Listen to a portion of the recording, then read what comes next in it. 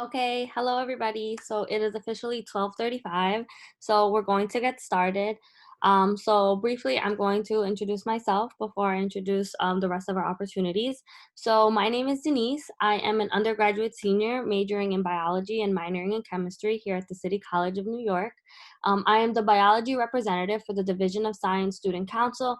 I am on the CCAP advisory board, and I'm also the events coordinator for CCNY Wins. I'm a Mark Scholar and I conduct my research in the Emerson Lab. And I joined the Division of Science Student Council because I wanted to be a voice for students just like me. And in unprecedented times like these, we really need student leaders. So last week, we did a student research panel where students shared their experiences in research, and it was recorded, and the recording can be found in a link that will be posted in the chat here below. Catherine just posted the chat. Catherine, did you begin recording the session? Oh, yeah, I think she did. Okay, so Catherine has started to record the session. So this will also have a YouTube link for you guys to access at a later time, possibly later today.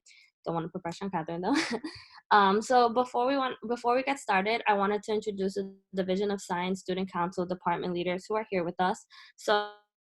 Navita, would you want to start?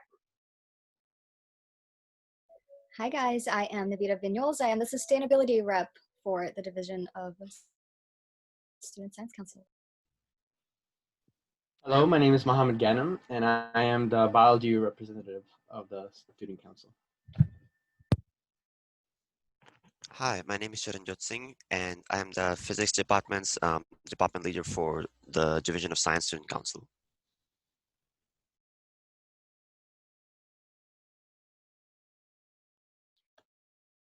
Okay, so I think that might be all of us who are here. Some of us were not able to attend, but that's okay. So now I'm going to list the opportunities that we have for you today and who will be presenting the details and how to apply.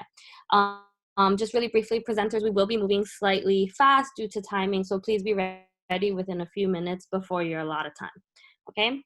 So, like I said, I'm going to be listing the opportunities. So first, we have a special guest with us, our very own CCNY Division of Science Dean, Dr. Perkins, who will share her thoughts about research and her future opportunity. After that, we will have Dr. Rebecca Batensky, Professor and Chair of Biostatistics from NYU School of Global Public Health. After that, we will have Leo Spihala from CCNY MSK Partnership Undergraduate Research Training Program, or PERT. Then we will have Dr. Stefan Pukatsky presenting a research opportunity from the CCNY Biology Department. Then we will have our very own Charanjot Singh, who is going to be reviewing the physics site that has several opportunities in the physics department. Then we will have Dr. David Lohman, who will be presenting a research project opportunity from the CCNY Biology Department. Then we will have a master's student, Bruce Bell, from the Dr. Carnival Lab, who will be presenting an opportunity also from the CCNY Biology Department. Then we will have Tim Cohen from Deerfield Management Company LP, also presenting a opportunity. Then we will have Dr. Vinod Menon presenting a research opportunity from the CCNY Physics Department. Then we will have Sharon Kaplan from LifeSci NYC, also with an opportunity. And lastly, but not least, we will have Dr. Mandana Sasamfar from the Department of Brain and Cognitive Science, the Center for Brains, Minds, and Machines over at MIT, also presenting an opportunity. So whenever you're ready, Dr. Perkins. Hi, everybody. It's great to see so many faces. I miss seeing real people, but but Zoom boxes are fun too. I don't want to take up too much time. There's so many great opportunities that I know are about to be shared. I just wanted to give a few welcoming remarks to everybody and to try to set the context a little bit about the importance of research and science. I think, you know, sometimes when you're in an undergraduate institution, many of you are taking classes or working on a bachelor's degree or a master's, and it's all about learning what's in the books, and you see research as something that is outside of that. And I want to just reinforce to you that research is the fundamental pivot in science, right? I didn't prepare any slides. If I made one, it would be a single thing of, and you can envision it, of two arrows, research and teaching, right? We do research because we're gathering the knowledge, we're doing experiments, we're analyzing data, we're going out in the field and looking for new specimens of organisms, and then that changes our knowledge, and then we share it back when we get to the classroom. And then that's inspiring us to learn those new facts, learn those theories, and then make new hypotheses and go out and do more research. So it really is a fundamental part of being a scientist. I really enjoyed all the research that I've done. I started as an undergrad as well. I did a research experience for undergraduate program. I was doing inorganic chemistry, so I was trying to synthesize this compound for my entire summer. It never really worked. It was kind of frustrating. And so I jumped into a new opportunity also in chemistry, doing electrochemistry. And that was where I really fell in love with microscopy. I was doing scanning electron microscopy. But my true love and what I ended up pursuing my graduate degree in was biology. And that was because, to me, I needed that blend of field work, of going out into the natural world and experiencing organisms in their natural habitat. But I also love the lab work. I love being able to come back, and for me, it was mostly working with DNA, extracting DNA and sequencing it, and learning how those organisms are related. And I just wanted to say, you know, the bit of advice that I always give students who come to me and ask about research is that I think it's just as important through your research time to learn what you like and what you don't like, right? So my undergraduate chemistry experience taught me that I don't love spending all my time in the lab, and I don't like working with really expensive, tiny, explosive chemicals. That was not my comfort zone. And if you had asked me at that point, oh, would you be more comfortable standing in a cave with bats pooping all over your head? I would have said, no, no, no. But it turns out I was. I just needed to push myself through those boundaries and get out there and try it. So research can really be helpful in that regard. It's a fundamental way that you can learn to be a better communicator, right? So it's really fun to present the results that you've obtained, whether you are giving a poster presentation or going to a meeting.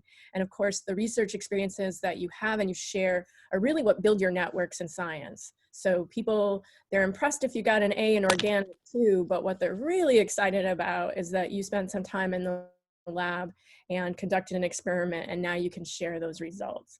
And lastly, I think that point brings me to research is also the gateway into exploration and travel, right? So whether it's going to a conference, and someday we'll be able to go again, I'm pretty sure, because of research, because we're doing so much research on COVID, we're gonna get back to going to conferences and meeting other people. It took me all over the world. You know, I'm from a single family, first generation student from Northern New York, and I would have never had the opportunities that I have had if it wasn't for doing research, both field work and then going to present those results. So someday when things get back to normal, I'm going to have my own lab at City College. I'm currently in the process of cleaning out an old lab, and I'm going to be moving my supplies and my samples from the Museum of Natural History up to City College. And as soon as that happens, then you will hear me piping for some researchers to come join me in my lab. If you're interested in lizards and bats and birds and the parasites that live in them, I'm your lab. So welcome everybody. I'm very excited to hear more about these opportunities, and I hope that you'll always feel free to reach out through the departments, through the student council, and to my office if we can be of any help to you as you navigate your journey at City College. So I won't take any more time. I'm just excited to hear.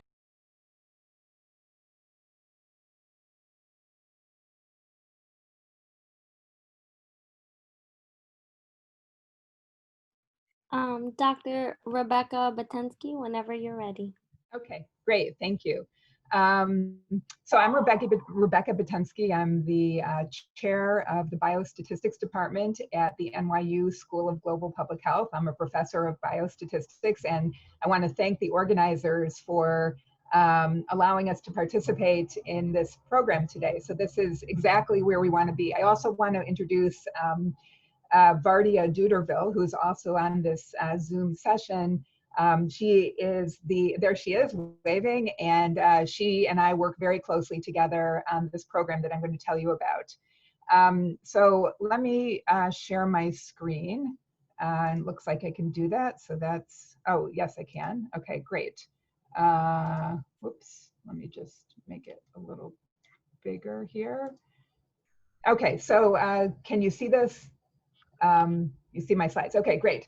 So what I want to tell you about today is a really exciting new program that we have. It's called Pipelines into Quantitative Aging Research Summer Program, PQAR for short. It is funded by the National Institute on Aging, part of the NIH.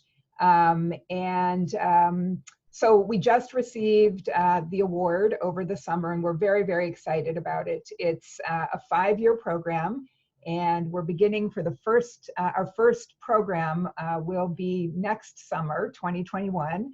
We're very hopeful that we will be in person, but who knows? But I think we will be. If NYU can be in person this fall to some extent, I think we can do it over the summer. So let me tell you what the program is about. So first of all, why are we launching the program? So this program, again, is geared toward students who are underrepresented in academia, in public health, in biomedical science, and in STEM research. So that's medicine, science, technology, engineering, and math. But it's got a specific focus. So it's not just a general program. The focus is on aging research. And why is that? Well, we all know that the aging population is growing, and certainly minorities will represent a very large portion of this group. We also know that data and quantitative methods are absolutely needed to solve aging-related problems. So this program that we have is sort of addressing the confluence of many different needs. So we seek to increase the engagement of STEM experts, so people who are expert in quantitative fields and medicine. And at the same time, we want to increase engagement of researchers from underrepresented backgrounds. And thirdly, we want to increase attention to these issues, to racial and ethnic disparities within the context of aging research. Aging research, of course, is very broad. I come at it through my work in Alzheimer's disease, but it can be many, many other things as well. It can be neuroscience, it can be brain-related research. It includes many, many different areas. So what is our program about? So it's a 6-week program. We will have 12 undergraduates or recent graduates who will participate in the program. And the program will involve some coursework in biostatistics, in epidemiology, and statistical computing. This is not for credit, so it's just to learn. So it's intensive and it's just to learn. So this will be something like 2 hours every morning of the program. The students will, again, get a very intensive exposure to these very important fields. We will also have small group research projects related to aging. So we will have 3 students working together with a faculty mentor and graduate student mentors on specific research projects. So we will have 4 groups of 3 students each. So you'll work very closely with a faculty mentor again, and then even more closely with graduate student mentors. We'll have extensive career and professional development series. You'll hear from many, many faculty and graduate students about their trajectories, their biographies, how they made decisions that they made, why they're studying what they're studying. We will help you prepare for graduate school. So we will have a GRE prep course. We'll also have people from our admissions office talking about the application to graduate school. At the end of the summer, we will have a symposium at which students will be able to present in a formal way their research projects. And that will be great practice, and it's really a great opportunity. And then lastly, and importantly, we have follow-up after the summer. So we're planning to have a journal club that will meet monthly after the summer. We're planning to have regular interactions between faculty and students after the summer. So it's not just about the summer. we're not leaving you there. We're sticking with you, and we're going to work with you beyond the summer and help you prepare as best as we can and as best as you can for your next steps. So who can participate? This is according to the NIH guidelines. So it is limited to US citizens or permanent residents, members of underrepresented groups as defined by the NIH, current undergraduates or recent graduates who have a quantitative focus, but we're not too narrow in that regard. And you don't have to be a statistics major. We don't expect you to be a math major. You can be, and that's great. But you could be a psychology major who has taken some statistics courses, or a biology major, or a physics major, or many, many different areas. So you need to have had some quantitative exposure, but we're very broad about what we're looking for. And then lastly, you should have an interest in aging-related research. We don't expect you to have experience in aging-related research. So simply an interest is what you need. So applications will be available on our website, which I have down here, November 1st.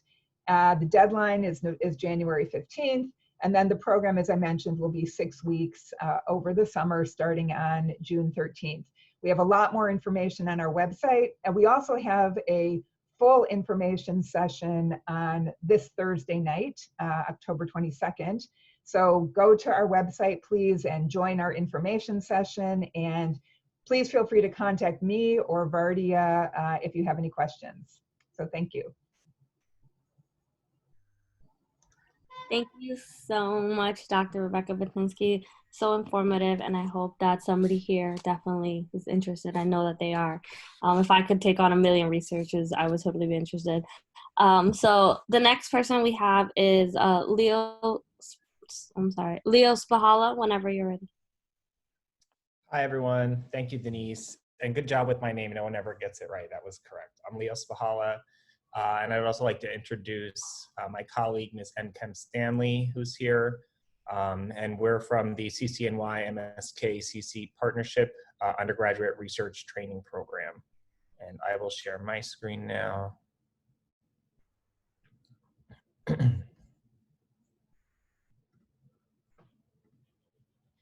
Okay, so basically we are a research program for undergraduate students. It's a paid research experience. So if you are accepted into the program and you participate, which will start next summer, you will receive a stipend of approximately $4,500 for the summer, and then $1,000 in travel costs. And of course, that's assuming that travel is possible next year. So we have 4 research tracks that we do. The first one is just the overall basic science program, which is called PERT, which stands for, like I said, Partnership Undergraduate Research Training. This is open to anyone who wants to apply, as long as you will be a student at CCNY in the fall of 2021. So if you're graduating this year, unfortunately, you are not eligible. Other than that, anyone is eligible for that as long as you are a US citizen or permanent resident. The next one is the Summer Clinical Research Oncology Program. This is open to female undergraduates only. Then we have nanotechnology. This is open to underrepresented minority students. And then we have the behavioral and community outreach track, which is, again, open to everyone except for seniors.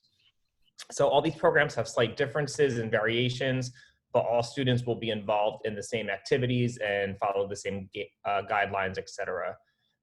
And the research dates will be next summer from June through August. So just some requirements for this. If selected, you will be placed at a lab, usually at Memorial Sloan Kettering Cancer Center. Some students will be placed at labs at City College. And again, just a disclaimer, that's if, depending on what the COVID situation next summer. This previous summer, most of our students were able to do a virtual research program, but we're hoping for next summer for everyone to be in person again. We will see. So the requirements are to work the required minimum hours during the summer, write a 1-page abstract, present at our research presentations in September, attend our fall seminar series, attend PERT student presentations, present at a national scientific conference, hopefully in person, present at our annual symposium and poster session, and then you're also required to take a 1-credit ethics course in the spring. That should be spring 2022. And then apply for 2 or 3 graduate programs once you are a senior. So if you have any questions, this is our contact info. I'm going to put this info in the chat as well when I'm done speaking so you can easily access it.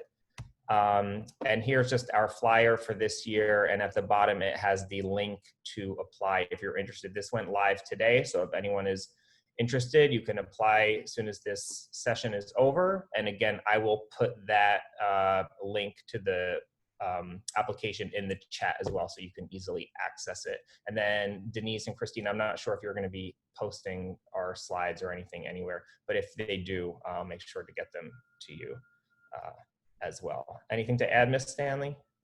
That's about it. Somebody asked, this program is for only City College students. Correct. Only City College students. That is correct. All right. Thank you all very much. Okay, thank you so much, Leo. So amazing. Okay, so continuing, we're going to have Dr. Stefan Pukatsky next, and then after that, Charanjot.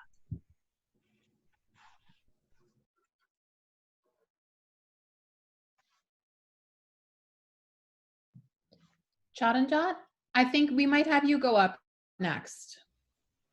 All right. Thank you.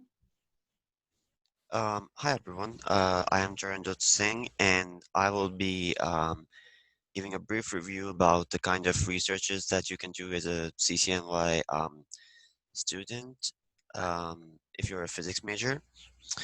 So to begin with, this is like I'm a sophomore, so this is basically all the opportunities I have found during my 2 years at CCNY. And if you're a physics undergrad and you want to take an REU during the summer, then I would suggest this website called the Pathways to Science to find any research opportunities that you want. You can just go to this link, which I will be sharing in the chat. And can you see my screen? All right, so you can go over here and this is you can just type any kind of research that you want to do. For example, if you want to do research in physics, it's not only for physics, but if you want to do research in any other field as well, you can apply for that over here too. So for example, if I want to do research in physics right here, then I can click on just physics. You can select specific institutions and program start dates as well if you want. But if you just want an overall big list of all the programs, then you can just hit on search programs and it should be loading. So it will give you a list of all the universities which are hosting REUs over the summer. So you have all these universities and you can see that there are like specific tags on the bottom right. So let's say that you are an international student, then your chances of taking some REUs are going to be really limited because there are some REUs which are funded by the NSF, and the research opportunities funded by the NSF are only available to the US citizens and the permanent residents. So for international students, what you have to do is you have to look at the opportunities which have this symbol of a globe at the bottom right. And if you want, you can go back and even go to an advanced search option and just select non-US citizens. Non-US citizens or permanent residents are eligible option, and then go for the kind of research you want to do, and then click on search programs. And now you will see that all these research opportunities have the globe symbol on this. So just like that, if you have any problems with your eligibility because of your residency or anything else like that, you can go to this. You can go to the advanced research option and just type in. Wait a second. So you can type whatever eligibility problems you have over there, and then you wait.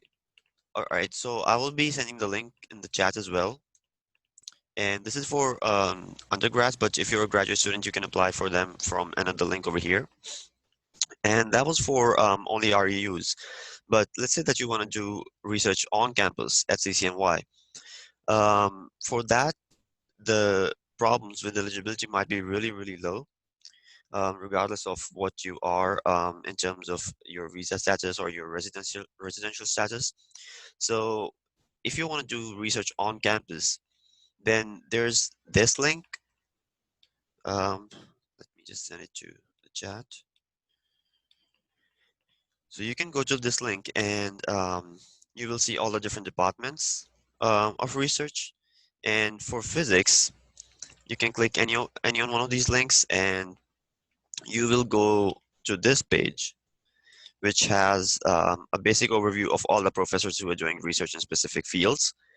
And if you want, I will, wait, let me send this in the chat too. So if you want to do research in any of these fields as an undergrad, this is going to be an experimental research. So even if you don't know the math or the high-level courses, you can still work in the lab and get some research experience, because as an undergrad, the most important thing is not to just get results, but also to learn. If you can learn um, how to work in the lab, then that experience in itself is really important. And if you want to do research with one of the professors who are doing an on-site research, then what you can do is you can um, go on this page, which I just sent in the chat, and you will have a list of all the professors who are doing specific researches. And you can either email them and talk about the fact that you're interested in their research and you want to work with them, or you can interact directly with them on the fourth floor of the Marshak building. It's near the, I think it's around 419 Marshak, assuming COVID is not a thing, definitely. Right now, your only option would be to email them, but um, all the professors are usually busy, so you might have to try your luck in emailing the professors. But other than that, there are also two more programs in the physics department called the Independent Study, which is the Physics 3-1 Triple O course. It's a course where you can do research independently while having a mentor. Um, it gives you 1 to 4 credits for the study, and you can continue the study for more than one semester as well. And for this study, you have to talk to the department chair and get their approval, and then you will have a mentor which you will be working with for this research. And then there's also the research honors program, which is similar to independent study, but it's specifically for honors students. But even if you're not an honors student, you can still apply for these. They have usually 3 courses. So if you're, let's say, a junior, then people usually do this research in their junior year.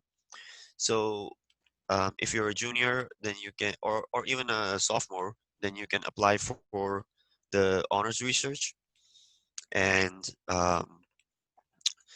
for the honors research, you would have to talk to the faculty as well, the chair, of course, and they will be the ones to provide you the right mentor, um, who you would have to work with. But you can do it in another way as well. You can talk to the mentor first.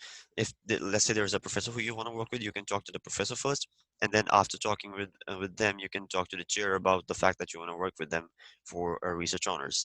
So these are a few opportunities for specifically physics students. But the link I provided for the Pathways to Science, that's an overall REU link. So even if you're not a physics student, if you want to do any kind of REU, you can use that one. Thank you.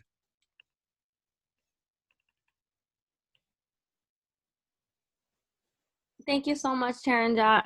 So helpful, and I'm so glad you went through that website with us. I didn't even know that that website existed. I mean, I'm not a physics person, but still, it's still helpful information for all of us. So Bruce Bell, are you here with us? Bruce, no? Okay. Oh, okay. So whenever you're ready. All right, I'll share my screen.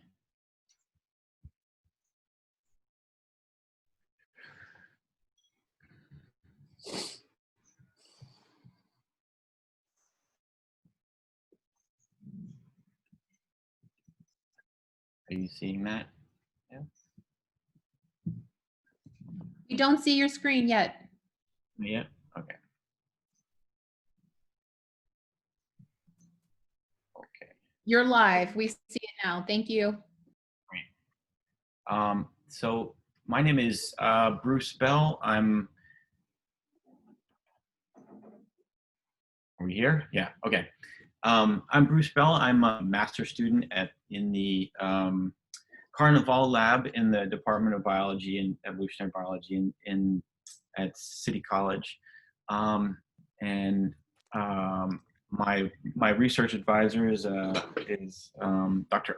Anna Carnival, and I wanted to present here a research opportunity for undergrads that might be interested to assist me in looking at this question of the biogeography of plants and in the Atlantic forest of Brazil. We're going to be looking at how ecosystems function, and specifically through the lens of plant phenology, or the way that plants change throughout the year, natural cycles of plants, and specifically in a tropical forest setting, which is, they're highly threatened throughout the world, and of interest is ways of continuing to monitor these threatened ecosystems. We're going to place our study site in the Atlantic forest, which is in this region here that's colored in coastal Brazil. Lots of different types of forests that function pretty different ways. And the big research questions for me are how and where does leaf loss happen across the Atlantic forest? If there are major changes in phenology due to climate change, and how these Atlantic forest tree communities differ from those of today. We need to do several things that an undergraduate might be able to assist me with. Completing a literature review of leaf phenology, analyzing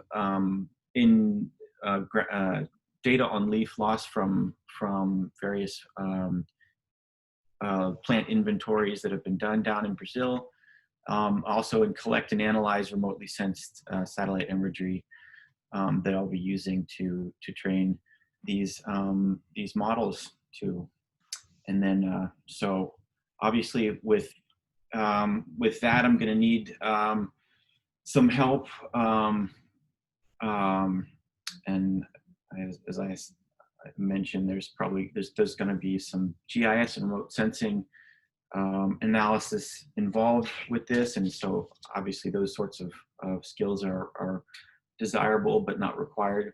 But first and foremost, I'm looking for someone with strong organizational skills, some familiarity with analytical and statistical tools, and obviously a willingness to learn new techniques, new tools. There's going to be regular weekly undergraduate meetings at the Carnival Lab that are presently occurring, and I'll be in attendance. And also, I'd expect that the undergraduate assistant presents some of the results of this research at a scientific meeting. Like I say, desirable but not required. Some familiarity with GIS and remote sensing and a programming language like R, Python is highly desirable, and some basic statistics. So if you're at all interested, there's my contact on the right there, and I look forward to meeting some of you. Thank you.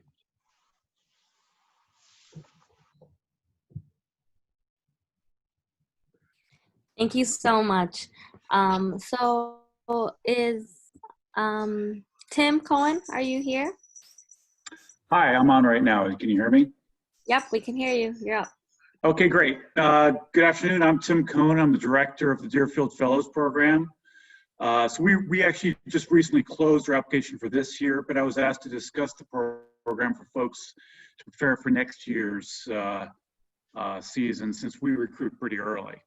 So Deerfield's an investment firm. So a lot of science-focused undergrads don't really think of a job with a company like ours, since it doesn't usually seem to align with your interests.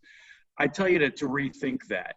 So Deerfield, like a lot of Wall Street firms that focus on healthcare, we have a high number of healthcare professionals on payroll, ranging from former practicing physicians to PhDs to biostats professionals. I've been on panels for a variety of different CUNY schools talking about non-healthcare jobs for healthcare majors. This is clearly an option for healthcare focused undergrads. So we have jobs that range anything from doing investing to market research to biostats to early stage drug development. So in preparation for next year, we recruit directly through the different CUNY schools, as well as in partnership with the Life Sci program. You know, Sharon's going to be on in a little bit. So something to consider for students for next year. That's it.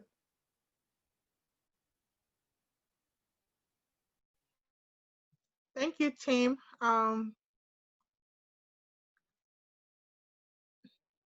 Sorry, I was muted. Okay, so next up, Dr. Manon, are you here? Yes, I'm here. Let me put my video. Oh, okay. I'm sorry. I was saying Dr. Manon from Okay. CCNY Physics Department. I apologize. No problem. I don't think that they are here, so Dr. Manon is going to be joining us in a little while. I think he's actually here, but we'll let someone go first and then he'll join. Okay. So Navita, he's here, I guess. He was He's just coming on. He's on. I just let him in. Oh. Hello, Hi. Hello, Dr. Manon. I know that you just came in, but it's if you're ready, you can go. Yes, give me 2 seconds and I'll. Yeah. would you prefer to have one speaker go ahead of you to let you get your bearings and then you go, Dr. Manon? Or would you like Either way, I have my slides ready. So okay, you're up. So let me share my screen.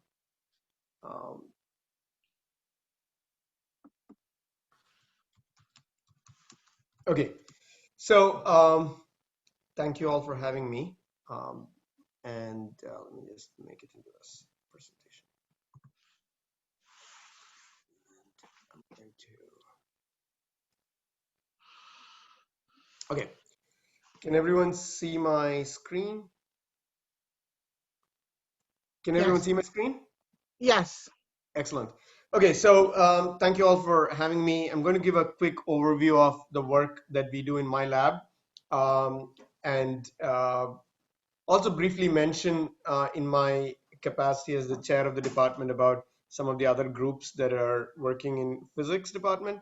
But I'll, for the first part, I'll focus more on the work we do in my lab. We are located at the CDI building, and this is my group. This was a photo taken before COVID when we had the opportunity to go out and have a nice dinner. in Chinatown, and we have undergraduates, graduates, postdocs, PhD students, all in the group. This is just a list of the PhD students who have come out of my group and where they are. They've gone on to postdocs at very established institutions or in industry jobs. And so where are we located? We are located on the second floor of CDI building, and that's where we are. Since most of you are undergraduates, right now with the COVID situation, we have a limit on the number of undergraduates who can work in the lab. Actually, undergraduates are not allowed in the lab. So the undergraduate students who are working with me have been working remotely using computational techniques. And over the summer, we had 3 undergraduate students in the lab, but they were all working on computational projects. And the hope that at some point we'll be able to have some undergraduates in the lab and where they can do work. So as far as the lab itself goes, it's an optics lab. We have different kinds of spectroscopy techniques. So what you're seeing here are optical tables where we set up different optical experiments. And we also use the nanofabrication facility in the clean room, which is across from the CDI building and the ASRC building. So we make nanostructures, then we come into the lab, and then we look at what happens to these materials when we shine lasers and cool it down to very low temperatures and so on. So there is a lot of projects. I've just listed a bunch of projects that we have. They're all funded projects from different agencies. And most of them come with some amount of support for undergraduate researchers. And I also work closely with the NSF CREST Center at City College, where we have, through which we get undergraduate students over the summer, and also the MERSEC program with Columbia, where we also get undergraduates over the summer. In addition, under normal circumstances, I usually have students working in the undergraduate students working in the lab throughout the year as well. So what does my group work on primarily? We work on coupling materials. So imagine this to be a 2-level atom inside an optical resonator. So these are 2 mirrors. And when something that is excited comes down and it emits a light, it can actually bounce around a few times. And when it bounces around, imagine it bounces and comes back, it can get reabsorbed and can go up. So this phenomena of absorption re-emission keeps happening, and hence you get what we call in physics terminology a quasi-particle, which has got properties of both light and matter. And this is really at the heart of most of the experiments that we do in the lab. And what really happens in all of these cases is this systems where we have a material excitation, material resonance, hybrid states, which are upper polariton and the lower polariton, and then the photon resonance. So it's essentially the coupling between the two that creates these new states. And this can happen with a whole set of systems. It doesn't have to be just excitons or electron hole pairs, but other materials. The long story short is we want to try and get the best of both worlds. We want to make materials that are, we want to combine material properties with light. And if you remember, one of the things you should remember about light has a lot of good properties, like it travels fast, it's light, it doesn't have mass and so on.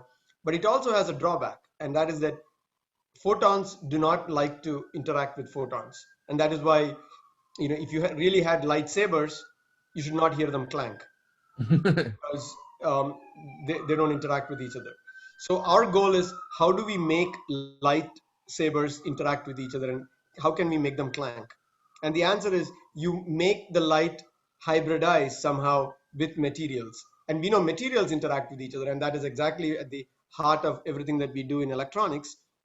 And that's exactly what we're trying to do here. We're trying to make, I'm not going to say that we're trying to make lightsabers that clank, but that's the basic motivation. How do we make light interact with light easily? And the way we do this is by combining them with material properties. Let me see if I can get this video to work. Yeah. So the audio might not work, but you can see what happens here. So what you're seeing here is a bunch of metronomes that are oscillating out of phase.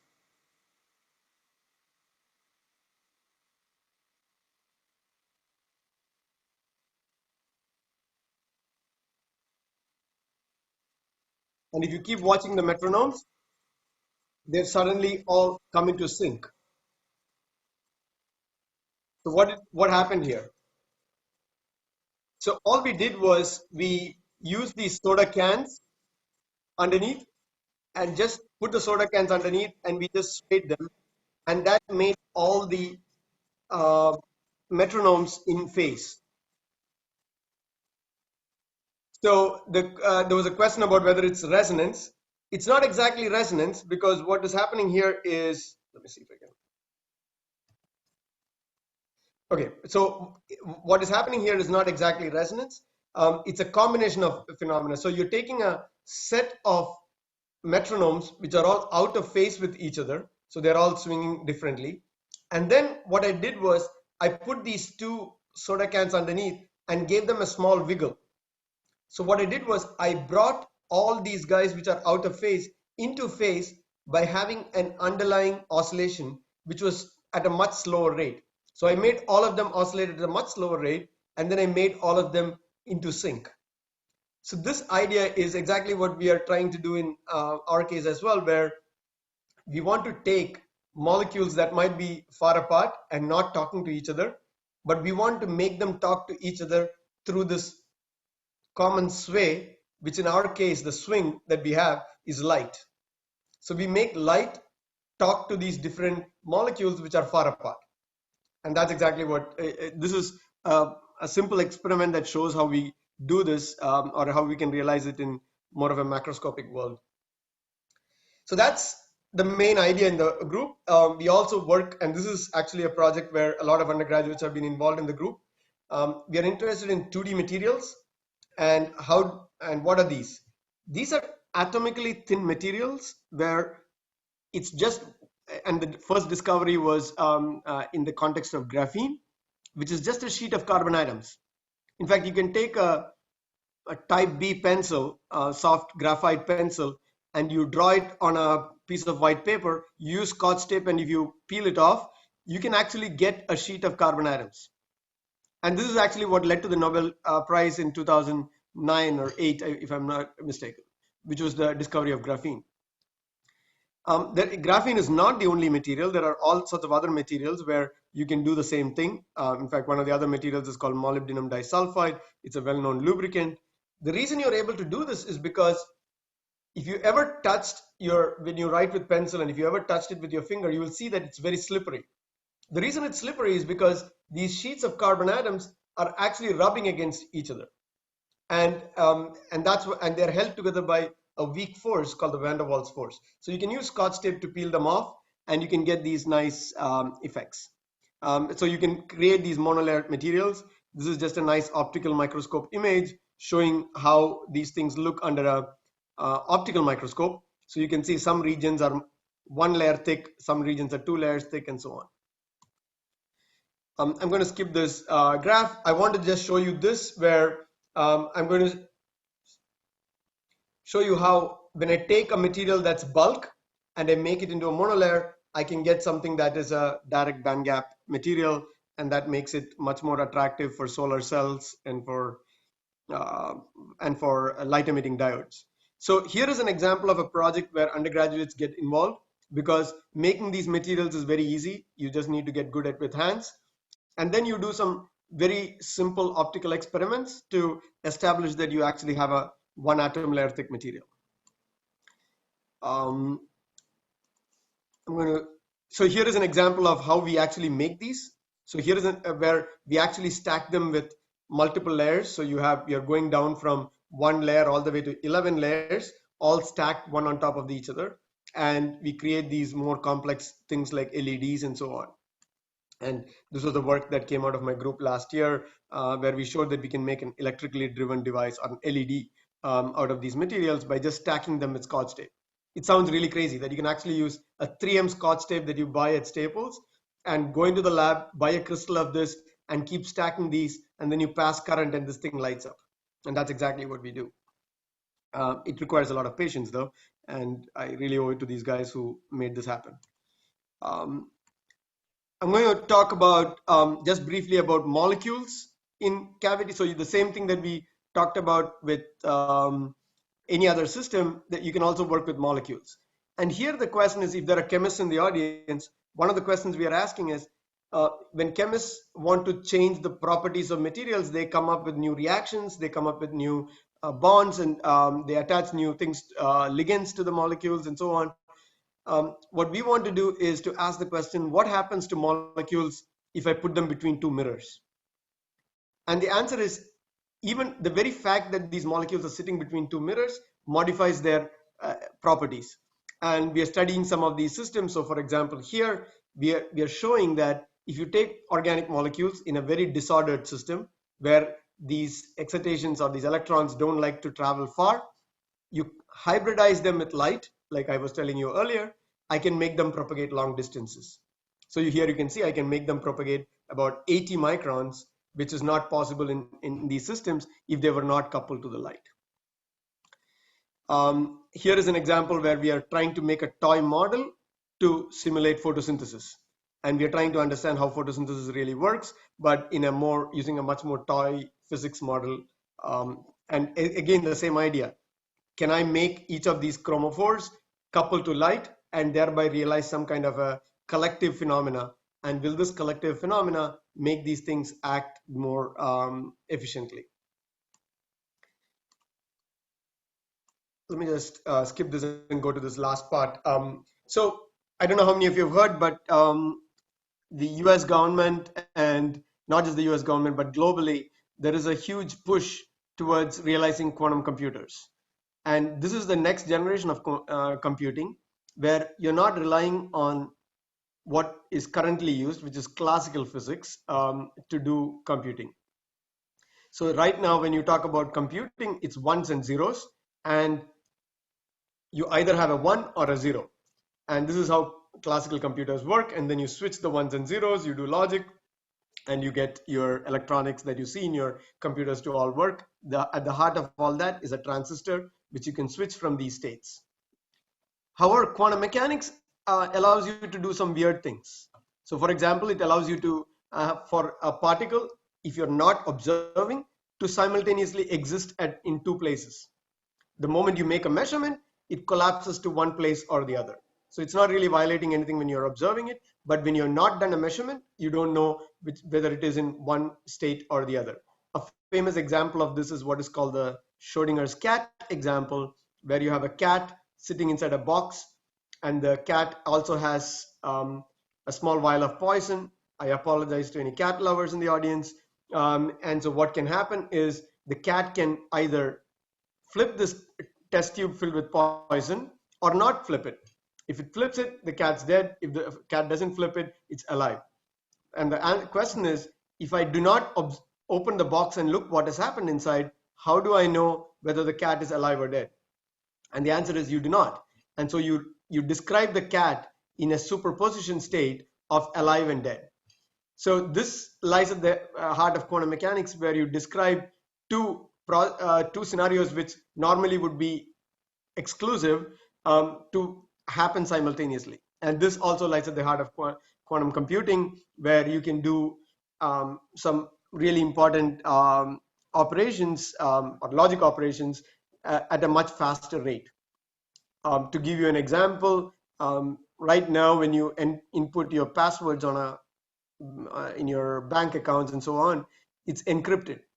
And the encryption is based on the idea that prime numbers, large prime numbers, cannot be factored. But now with quantum computing, you will be able to do this at a much faster rate. And so in other words, the current encryption techniques will have to be modified if a quantum computer becomes a reality. It's not become a reality yet, but there is first evidence of scenarios where you can achieve operations which would take up to 1,000 hours or 2,000 hours on a classical computer to be done in 2 to 3 minutes on a quantum computer. So Google has a quantum computer where you can do these things.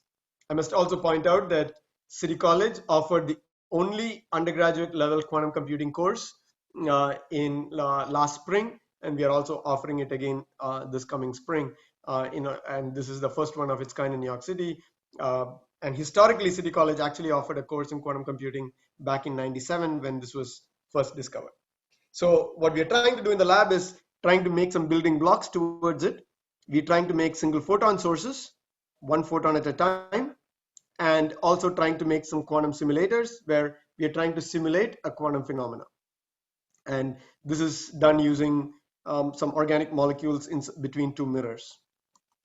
So I'll skip this and just point out that here is an example where, imagine if you're familiar with spins of electrons, imagine you have two spins and the two spins interact, and depending on how the spins interact, you can control what happens. But we are not really dealing with spins per se. We are dealing with these strongly coupled states of light and matter to emulate this phenomena. And that's the whole idea behind quantum simulation. So here is an example where you have two spins that are in this direction. Their interference will cause a bright spot. If their spins are opposite, you get a dark spot, and you can create these kind of simulations with this toy models. So I'm going to skip to this, and I'm going to just thank you that for all of you who are attending. The thing that I've been most interested lately has been, can we do computation with some of these systems? And if we can do computation, then how far can we push computation with optical techniques? And are there optimization problems that we can do with these real physical systems? So I skipped through this one last slide where we actually use lasers to do a numerical calculation. So the laser reflects off a certain mirror, comes back, and we just look at how this laser evolves, and we solve for a ground state of a problem. So this is essentially what we've been doing so far. And so I'm happy to stop here and take any questions, or you can email me any questions. I know there's another speaker who has to start soon, so I'll end here. Thank you so much, Dr. Manon, and really interesting that history you gave us about City College being the first one to teach this class. That's awesome. I love City College so much for always being the first ones to get ahead. So next we have Dr. Mandana Sasanfar. So whenever you're ready, Doctor. Okay, thank you. It's great to be there. I wish I could see everyone's face. Everyone is hiding before behind their names, and I don't know if you guys are even there. or it's just names behind so students, it will be great to see you there. All right, let me just quickly share my screen. I'm going to run through some slides. Okay,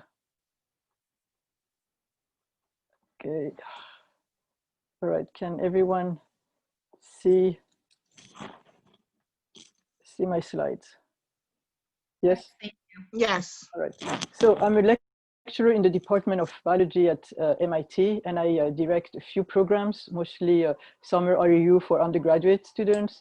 We also have a postbac program, and I just want to mention I'm also in the Department of Brain and Cognitive Science, which goes all the way from psychology to computational neuroscience to studying the human intelligence, and also with the NSF Center for Brains, Minds, and Machine.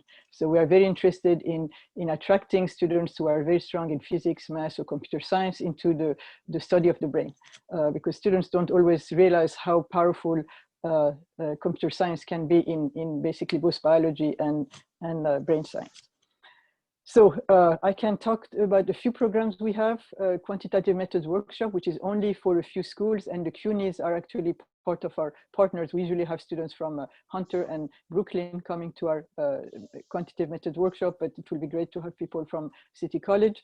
I'll talk to you about the summer research internship. We have a postbac program, and I don't know how many of you are seniors. You can email me if you're interested in PhD programs.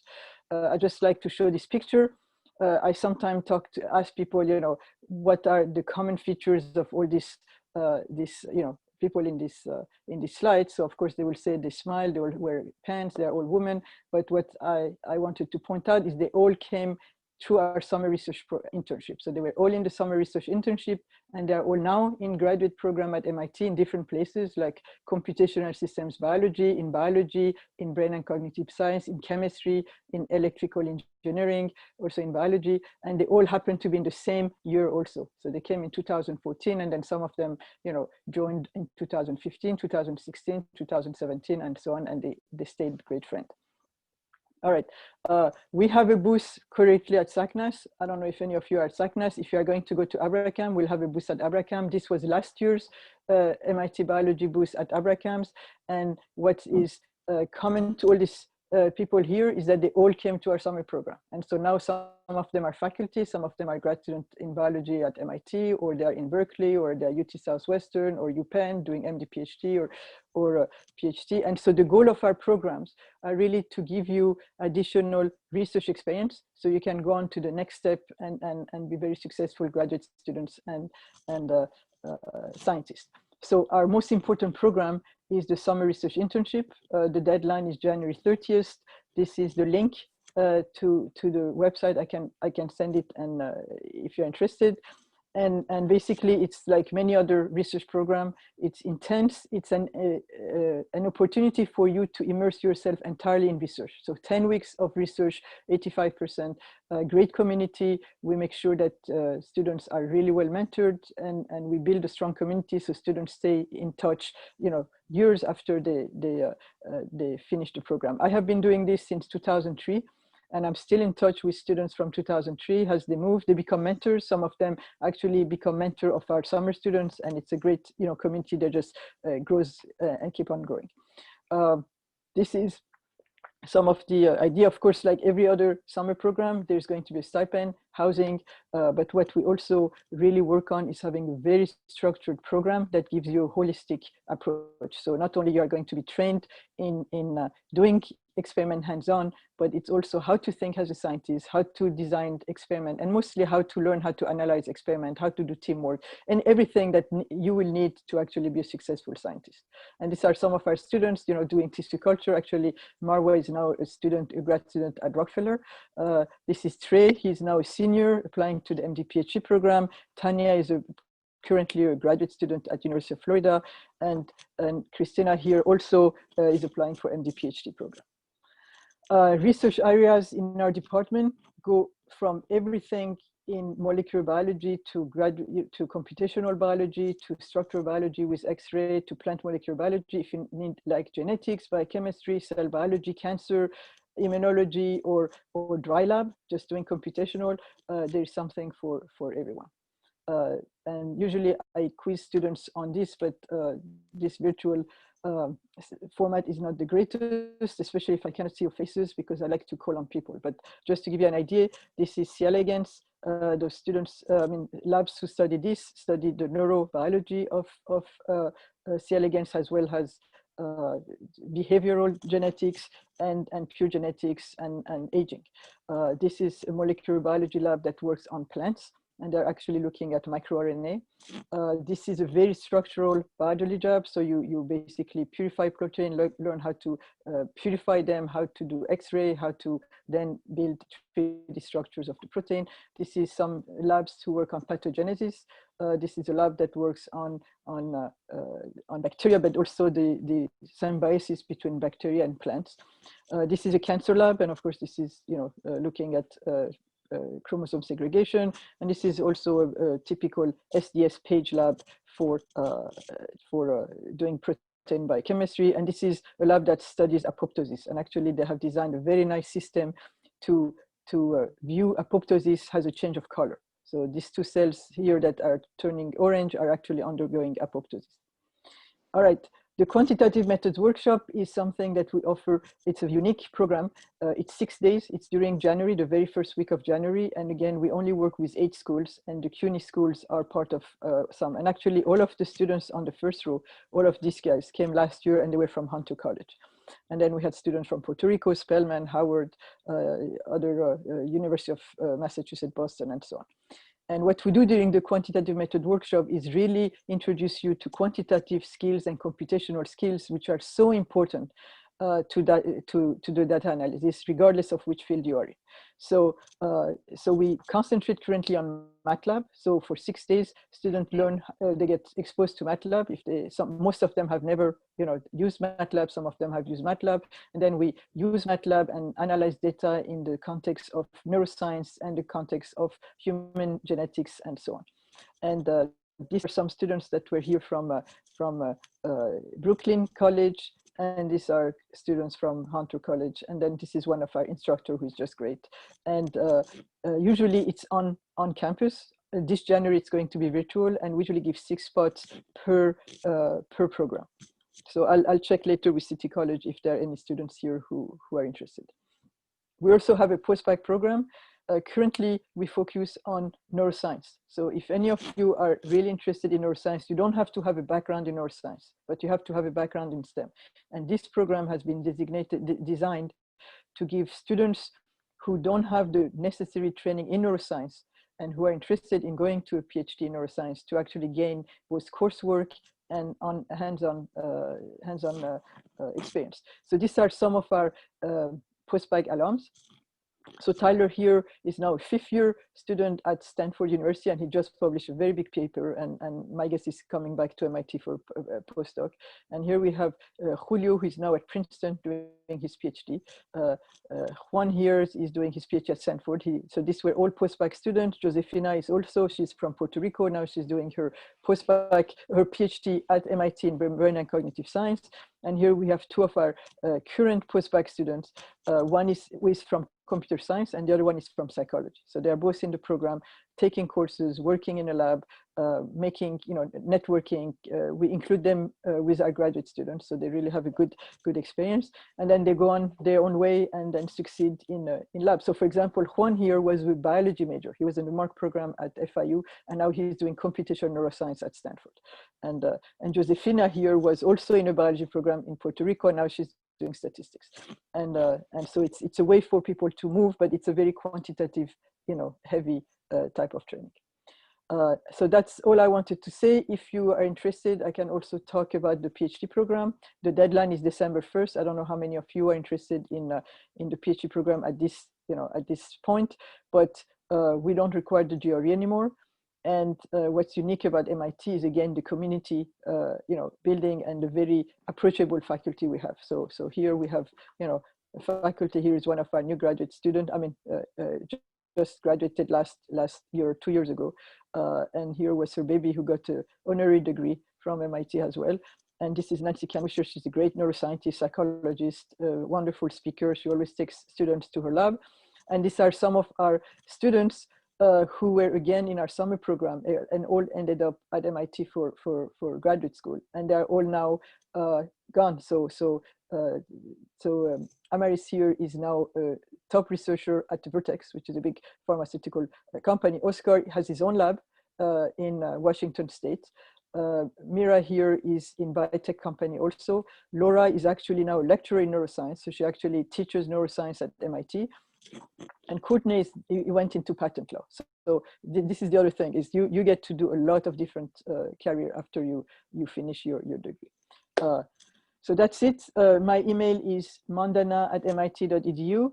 Feel free to contact me if you're interested in our postbac program, in our summer program. Again, the first deadline is December 1st for the PhD program. Then we have the deadline for the summer program, which is January 30th. And then we have the deadline for our postbac program, which is March 1st. So any question, or just feel free to contact me and let me stop sharing. And I hope I still cannot see most of the people in there, but I guess that's okay. Thank you so much, Dr. Sassanfar. Thank you for all those resources. And I will definitely be writing to you about one of those opportunities. So Denise Moran, remember my name. All right. Yeah, I remember you. All right. Thank you. Sorry. Thank you. Next up, we have our very own Division of Science Student Council Representative, Navita. Hi, guys. So I thought I should highlight a opportunity that is a little bit more fast forwarded. I thought it's really fun to take a look at things you can do once you've gotten into the swing of research and stuff. And I'm going to talk a little bit about the Smithsonian Institution Fellowship Program, which deadline is November 1st.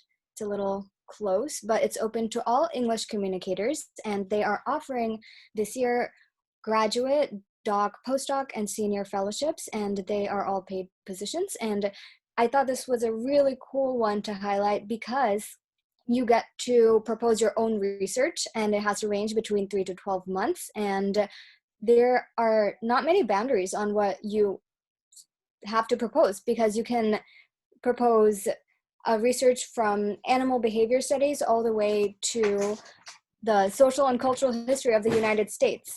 And they will evaluate you and your research proposal, and then they will pair you with someone who is a perfect fit. And then you get to do your own research. And in addition, it was really interesting because it really mirrors my experience in our program, because we get to just develop our own research. And really quick talk, I'm going to link the opportunity in the chat, as well as the other link where you can find more opportunities with the Smithsonian. So that's all I have.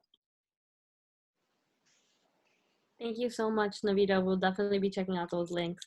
Next we have up is Sharon Kaplan, whenever you're ready. Okay, I'm going to share my screen, so just give me a moment.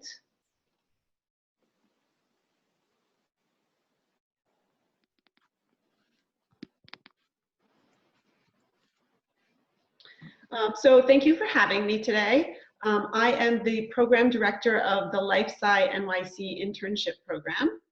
And not with me today, but somebody you might encounter if you apply is my coworker, Kaylin Mayo, who's our program coordinator. And it's the two of us who are working on all the matching and placing students into internships.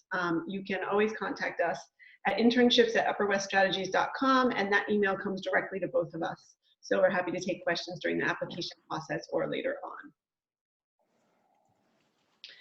So just to introduce the program, the LifeSci NYC internship program is a component of New York City's 10-year, $500 million initiative to grow the life sciences industry in New York City.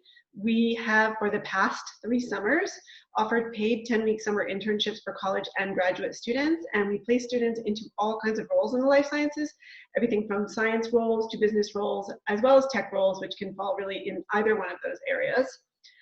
We are now recruiting not only for internships for next summer, all of which are paid, but we are also expanding our work to place students into fall, spring, and winter internships, as well as part-time and full-time jobs.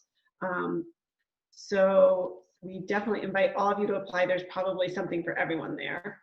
So just to give a little idea of the scope of life sciences that we are working with, we are definitely working with pharmaceuticals and drug development. Other opportunities are in medical devices or medical technology.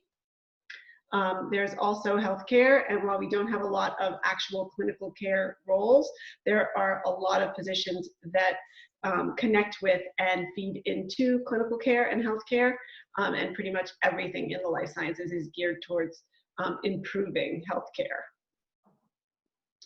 Digital health is a huge and growing component of the field. We not only have positions that are in companies that are entirely digital health companies, and everything in digital health is everything from, say, a Fitbit that measures some of your own bodily processes to applications that connect, say, providers and payers, or patients and providers.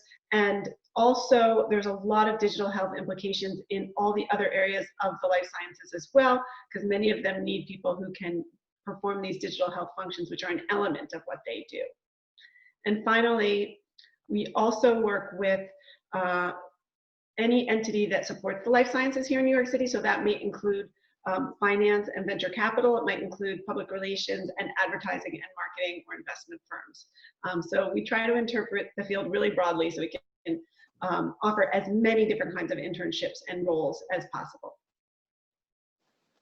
And here you just see a sampling of the companies that we placed students into last summer, and that was during a pandemic. So we do, a lot of places are opening up that weren't open before, so we anticipate that there will be even more this summer. Probably you don't recognize a lot of these names, and that's because, as I mentioned, It's a young industry here in New York City. While Pfizer, as you see there, might be familiar, most of these companies are startups.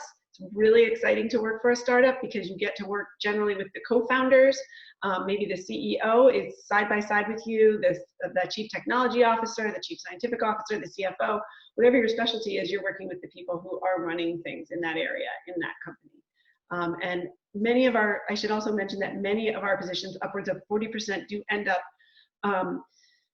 turning into some kind of an extended offer for the intern. So whether that is an extension of the internship, a part-time job going forward as you continue on in school, or a full-time job if you've graduated or are close to graduation, an internship is a really great way to get your foot in the door and start your career.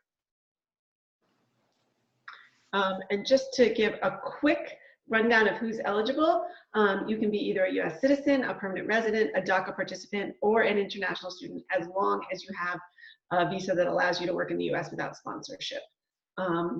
You're all enrolled in City College, I imagine, so that makes you automatically eligible. We're also open to those who are New York City residents, but enrolled elsewhere. We're open to undergraduates and all levels of graduate students, and we do recommend that you have at least a 3.0 GPA. However, if you don't, we do have a space in our application where you can explain extenuating circumstances that might have caused your GPA to fall. As I mentioned, we are placing students into both science roles as well as business roles. There's a sampling here of areas that those might encompass. There might be something, even we're open to students from all majors. So as long as you have an interest in the life sciences and using your talents and skills, whether that's computer science, biology, engineering, data science, communications, whatever it is, if you're interested in using that in the life sciences industry, then there may be a role for you. We do encourage you to apply. And I will be happy to send you a copy of this slide presentation to everyone who attended if I can later. So feel no need to take screenshots and copy down and absorb all this information right now. But this is just a sampling of the kinds of roles that we have placed students into in the past. It's not exhaustive. There'll probably be some this year that aren't listed here. Not every one of these may be available this year, but it's just to show you the breadth of different opportunities there are. The way our program works is our application is now open. It's an online application. We encourage you to apply early. The final deadline, however, is March 31st for summer positions. We are accepting applications on a totally rolling basis for those non-summer positions. The summer program requires a comprehensive application, and I'll go over the elements in a second.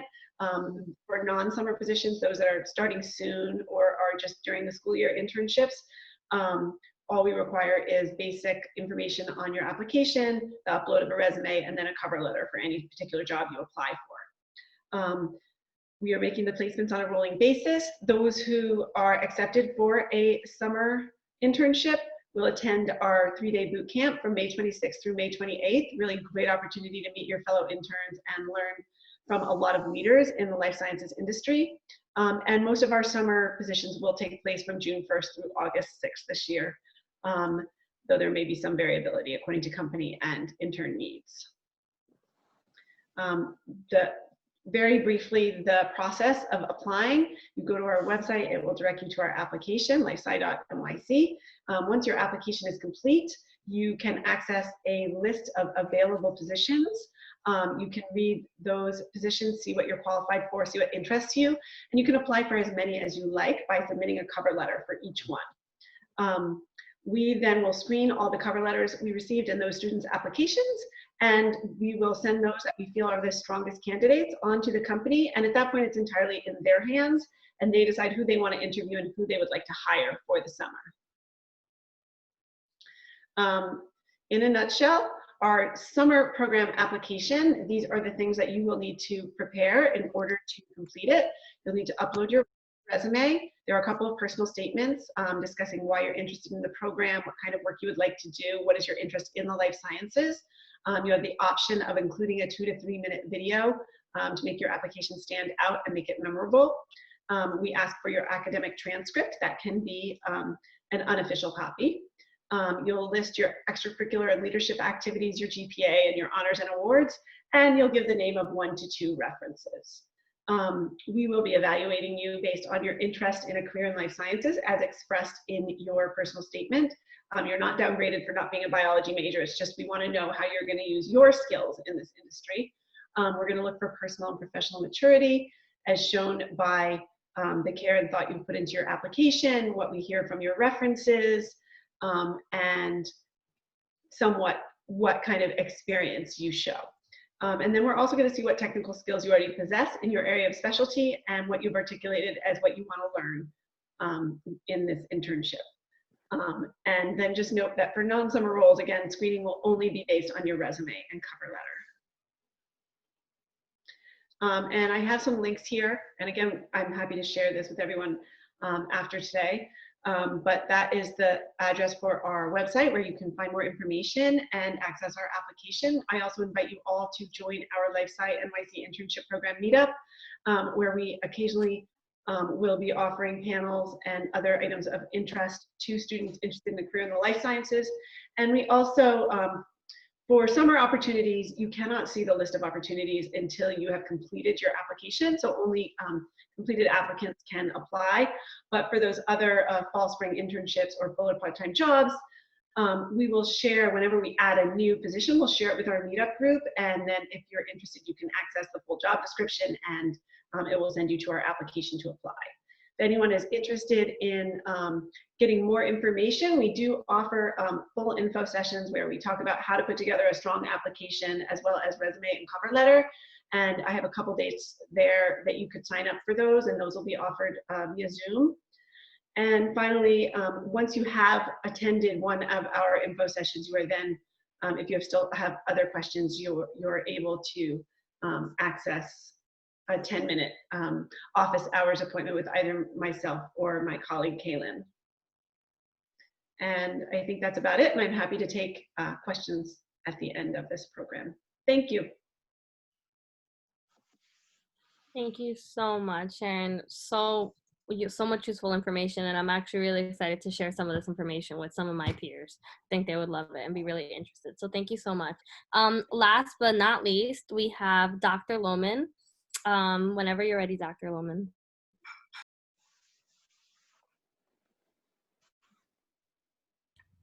Let me unmute myself first. Okay. Do you see my screen? Yes, we do. And do you see the appropriate view, or how about this?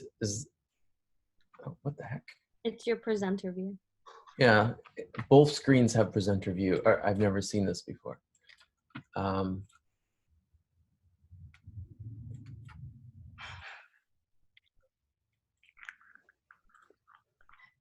about now? Yeah, perfect. Okay.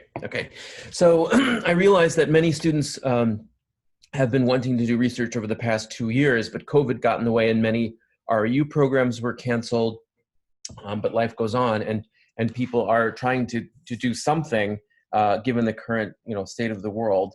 And I thought I might make a very short presentation about some of the ways that students with diverse skills might be able to help a project that I've been working on for a while, which we call Butterfly Net.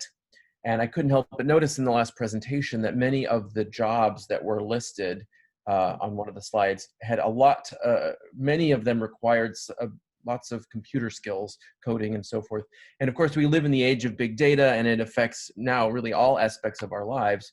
And biodiversity studies also have embraced big data and using large data sets to make often geographic or global scale or continental scale assessments of biodiversity patterns. This is a very famous paper that is describing the so-called biodiversity hotspots. And it is based on vascular plants and 4 vertebrate groups. Here's another study that came out looking at global patterns of biodiversity based on amphibians, non-pelagic birds, and marine mammals. I love this study looking at the assembly of the flora, the plants that live on islands all over the world. And obviously, they're just using plants. But all those studies that I just mentioned only look at vertebrate animals and plants. So if we look at this figure, this pie chart showing the diversity of life by taxon, this little insignificant slice here is all of the reptiles, amphibians, birds, mammals, fish, and all the other chordates. And yet, why are we basing our assessments of global patterns of biodiversity on this tiny little group? It's insects that comprise more than 60% of all the species, around 2 million at present. And so if we really want to get at looking at global diversity patterns, we have to stop looking at birds and start looking at insects. The problem is there are so many insects that getting the data together to do the big data studies is quite difficult. And so for the last 5 years, I've been leading this network of people all over the world who have been doing 3 main things: putting together information on species distributions, compiling information on species traits, so the things that make butterflies, each species different, and then a family tree or a phylogeny of all known species.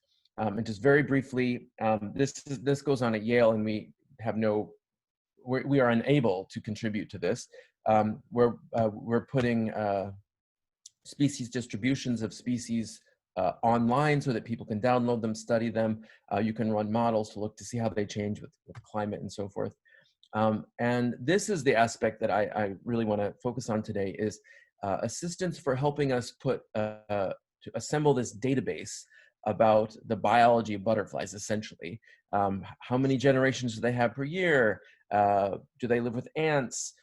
What color are they? What do the caterpillars eat? What kind of plants and so forth? And so there's a lot of text here. So we're getting all these. So far, we've gotten our data from books. We get the books, we scan them, then we run them through software that optically reads the text, and then we upload the text into a database, and a student somewhere finds these descriptions of species and aspects of their biology and cuts and pastes them into this database to parse out the data so that we can organize it more efficiently. We've done this for about 150 books so far. We have about 70-something thousand records, and we have a great percentage of the planet's butterflies done in this way. This presentation just looks at North America, and these numbers are now a bit older. And we're also looking at butterfly evolution, but that is not something that one can do unless you've taken a class in how to do that.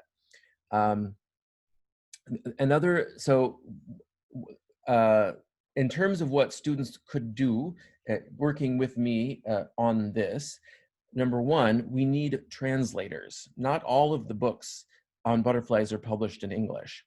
So I have hired a few through the work study program at City College, taking advantage of the diversity that we have. I've had several books published, translated from Chinese, Korean, Spanish, and what I really would love, French as well. What I really need is someone who can speak German, and it's someone who can translate from, I can find it, Farsi. There's an incredible book on the butterflies of Iran, but you need to be able to read Farsi. Now, so translation is one very helpful thing that would help us with this project. The other thing is database input, although much of that goes on in the Philippines, where we have a full-time staff that does that.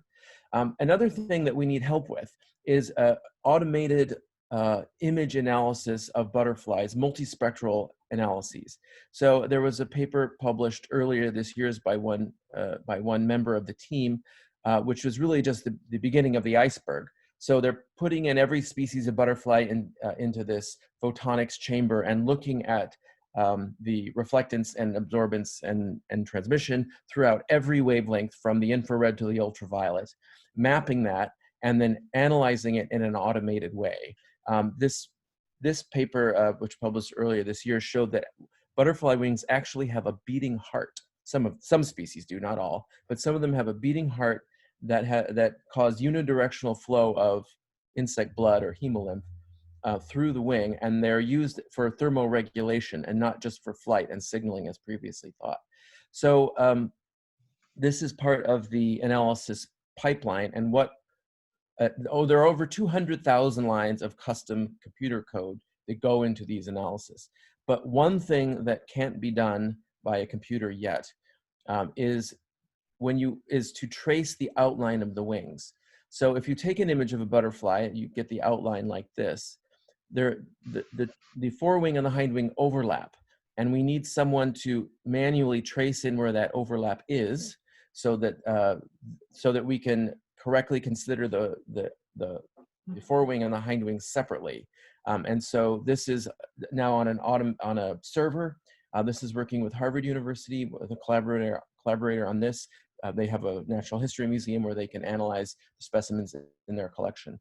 And so we're looking for students who can help out with some of this. The work is very, very interesting. There are all kinds of conclusions that are being written up right now. And in addition, you get to see a lot of very cool organisms as you do the work. So that is the main. Yeah, those are the projects, I think, given the current situation, things that people can do online. And I think that's all I was going to say.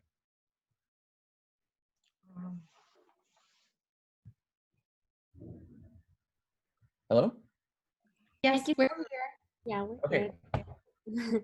Thank you so much, Dr. Lohman. I love taking your class, and this was just a reminder of all the great things I learned then, and the importance of all those topics in our current situation now and just in the future. So I think that was all of our speakers with all of their opportunities. If you have any questions, please feel free to write them in the chat, or you can open up your mic. This is a safe space, so feel free to ask any questions to any of our speakers, or just type them in the chat. Up to you. We know we also went over some time today, so thank everyone so much for staying with us. We will have links shared over the recordings from last week and this week, and there will be an email that goes out to all that have RSVP'd, sharing various pieces of information, including information that Dr. Block shared last week about the website, and anything that any of our speakers want to have shared, so that you will receive that email, I would say, no later than the end of this week. We're going to give the speakers some time to send in materials. At the very latest, it would be the beginning of next week with follow-up information, so that you all have pieces of information that you might want as well.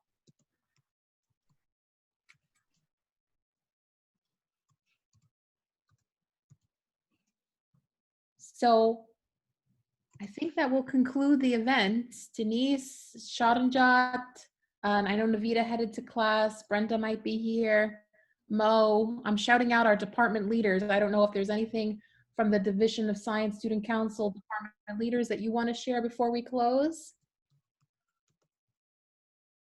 I just want to share just a small piece of advice for any students that are here. If you guys didn't attend our student research panel last week, one thing that was really prominent that was said over and over again was just to don't be afraid to apply to these programs and these research opportunities. You can never, a no is just a no. And you're always going to be left thinking, well, what if? So just go ahead and apply, even if you think you won't be accepted, or even if you don't think you're qualified. It just says a lot about you for you to even just put yourself out there and apply. And it's much better than not applying at all. So definitely take those chances, apply, and don't be afraid to get a small little rejection, because there'll be plenty more opportunities out there. Another thing I just would like to share is that for every person who does research, the experience can be completely unique. There can be people who could do super extensive research in a short amount of time. There could be people who might deviate, who might change their courses, even their majors sometimes, because of their research. And one of the important things is to balance your courses as well as your research. I know students who have focused too much on their research and ended up getting B's and C's in their courses. So the management is also one of the things that you might need to consider. But that is why I personally prefer REUs a lot more because you have like 3 months completely free just to do your research. So just check the links I sent and apply for as many REUs as you can.